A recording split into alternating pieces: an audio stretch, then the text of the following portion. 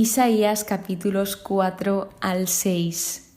No sé si lo sabrás, pero hay alguien que realmente le importas, hay alguien que realmente se preocupa por ti, que quiere ayudarte en cada cosa que necesites ayuda, que está presente en cada cosa que haces. Y se pregunta, ¿qué más puedo hacer yo por ti? Y ese es Dios.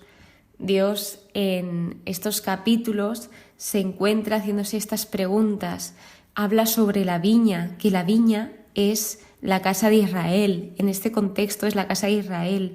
Y los hombres de Judá son su plantío exquisito, por lo que está hablando del pueblo de Dios. Por lo tanto, nos deja claro que Él lo ha intentado todo e incluso más, que Él en este caso hizo todo lo que pudo por el pueblo. ¿Qué más puede hacerse por mi viña que no se lo haya hecho yo? Y habla de que esta viña daba infructuosidad, es decir, Él esperaba lo mejor de las personas, Él espera lo mejor de los hombres porque confía en nosotros. Es algo que también nos diferencia mucho de Dios, que nosotros hay veces que nos cuesta confiar en Él, a pesar de que sabemos que es bueno, que es compasivo, que es misericordioso, que nos conoce.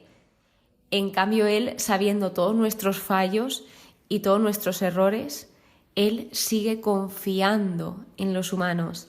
Así que lo que dice es que Él esperaba que diese fruto esa viña. Sin embargo, lo que nos dice es que Él esperaba que diese uvas y dice, ¿por qué ha dado agraces? Es decir, que todo el fruto que dio fruto malo, agrio. Y nos dice luego, esperaba de ellos justicia, pero brotó iniquidad. Esperaba de ellos honradez, pero se oyeron alaridos.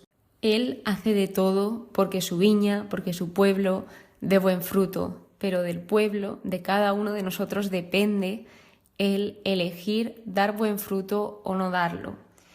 Entonces, antes de continuar, quiero aclarar que en el capítulo 4 continuaba hablando de la miseria de Jerusalén, de qué iba a pasar tras los juicios del Señor. Y es que el mensaje que nos quiere dar es que no nos desesperemos, porque en este contexto lo que pasaba es que había tan poca gente que había mujeres desesperadas por casarse y tener descendencia. E incluso aquí nos habla de que 7 fueron al mismo hombre a pedirle simplemente que les diese descendencia y ya está. O sea, se conformaron con nada. Y luego nos habla del germen de Yahvé, que aquí se refiere con el germen y el fruto, designan al Mesías o también designan al resto, que el resto son los que sobreviven a este castigo, a este juicio de Dios. Dice, porque Dios ama a su pueblo, un resto sobrevivirá al castigo. Purificado por la prueba y ya en adelante fiel, este resto llegará a ser una nación poderosa. Dejaros claro qué es el resto porque lo va a seguir nombrando Isaías a lo largo del libro. Entonces, de esto nos dice que los que queden, el resto de Jerusalén, serán llamados santos. Y que santo no significa perfección, una persona sin pecado o espiritualmente superior, sino que lo que realmente significa ser santo es una vida, un corazón, una mente y un cuerpo que están genuinamente apartados únicamente para el Señor. O sea, todo mi ser se lo entrego a mi Dios. Y esto es ser santo. Sé que somos personas que fallamos, es inevitable, somos humanos, pero la intención es lo importante, el decir, Señor, me entrego a ti y a pesar de que sé que soy una persona imperfecta, con millones de errores, quiero ser santo, quiero servirte a ti. A lo largo de la Biblia se ve como grandes santos también tuvieron errores grandes, pero Dios es misericordioso y Dios, si de verdad nos arrepentimos de corazón, perdona nuestros fallos. Entonces, después de esta canción de la viña, de hablar de esa preocupación que Dios tiene, quería comentaros algo que he visto en el estudio donde sigue remarcando lo importantes que somos. Y es que si estás escuchando este capítulo es porque tienes que creértelo. Tienes que creértelo que eres importante, y eres importante nada más y nada menos que para el creador del universo. Nos decía el estudio: ninguna posesión es más querida para un hombre que una viña, y no hay ninguna que exija un trabajo más constante y perseverante. Por lo tanto, el Señor no solo declara que somos su herencia amada, ojo, sino que al mismo tiempo señala su cuidado y preocupación por nosotros.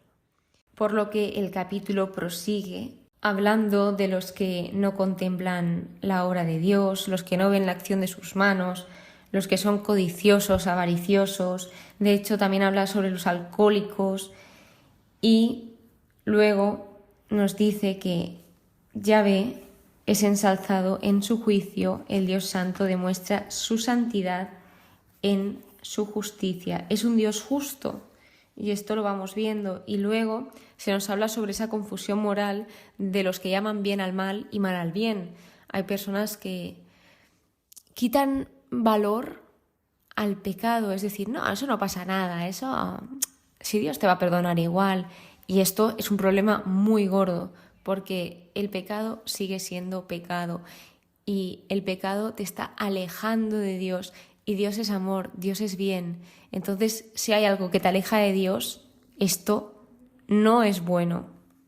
Por último, el capítulo 6 da comienzo al libro del Emanuel, y aquí se narra la vocación de Isaías, un capítulo cortito, pero precioso, porque se puede sacar tanto de aquí, es increíble. Primero empieza hablando Isaías, donde él comenta que ha tenido una experiencia con el Señor. Entonces, tras tener esta experiencia de ver cómo el cielo era una visión sobre el cielo, y esta visión habla sobre el trono de Dios, que Isaías no fue el único que tuvo una visión del cielo, sino, por ejemplo, el profeta Micaías, Job, David, los hijos de Coré, Jeremías, Ezequiel, Daniel, el apóstol Juan. Todos ellos tuvieron esta visión, pero en este caso, hablando de Isaías, cuando vio lo que había, los serafines que unos a otros cantaban, gritaban: Santo, Santo, Santo Yahvé Sebaot, llena está toda la tierra de su gloria. Que esto está declarando la santidad de Dios al grado más alto posible. Y después de tener este encuentro con el Señor, esta experiencia, es como la conversión de Isaías. Primero ve esto y lo compara con su vida, y se da cuenta de lo que ha estado haciendo hasta ahora. Él confiesa donde ha fallado, y después de confesar recibe el perdón de sus pecados. Y luego, después de que pasa todo esto, Dios pregunta, Dios espera personas dispuestas, corazones listos. Él, como para que me entendáis, busca voluntarios. Él no va a obligar a nadie a nada, sino que Él pregunta, y nosotros nos encargamos de responder sí o no. Entonces Él le pregunta a Isaías sobre a quién enviaré, quién irá de nuestra parte. Oye, y Isaías, sin pensárselo dos veces, dice: envíame, yo mismo, envíame. Esa prontitud de Isaías que vimos con Abraham, y luego podemos contrastarlo con los temores que tuvieron Moisés y Jeremías, que pusieron alguna que otra excusilla por tal vez miedo, vergüenza, etc. Entonces, wow, es admirable esa respuesta al llamado de Dios que tuvo Isaías, que ojalá todos y cada uno de nosotros tengamos esa prontitud para responder a Dios. Y después de esto, Dios le encarga que transmita un mensaje. Le dice: ve y di esto. Y esto es importante porque podemos pensar: sí, los profetas, qué bendición, qué suerte tenían de esto, pero también tuvieron que pasar cosas muy duras. Sin embargo, ellos tenían toda su confianza puesta en el Señor, esperaban en el Señor, y esto es lo que les daba esa fuerza, ese ánimo sobrenatural de seguir para adelante. Entonces, este capítulo concluye hablando sobre la semilla santa. Dice: si queda una 10ª parte, volverá a ser devastada, como una encina o un roble, tras cuya tala queda un tocón. Semilla santa será su tocón. Dicho esto, concluimos este episodio recordando lo importantes que somos todos y cada uno a los ojos de Dios, de que tal vez el Señor quiera ayudarte, pero de ti depende dejarte ayudar. Él quiere amarte, quiere demostrarte su amor, pero de todos y cada uno de nosotros dejarnos amar. Así que, pues espero que hayas aprendido y sobre todo que te haya transmitido algo sobre la importancia que tienes sobre los ojos de Dios. Muchísimas gracias por estar aquí, muchísimas gracias por escucharme. Espero que pases muy pero que muy buen día y que Dios te bendiga.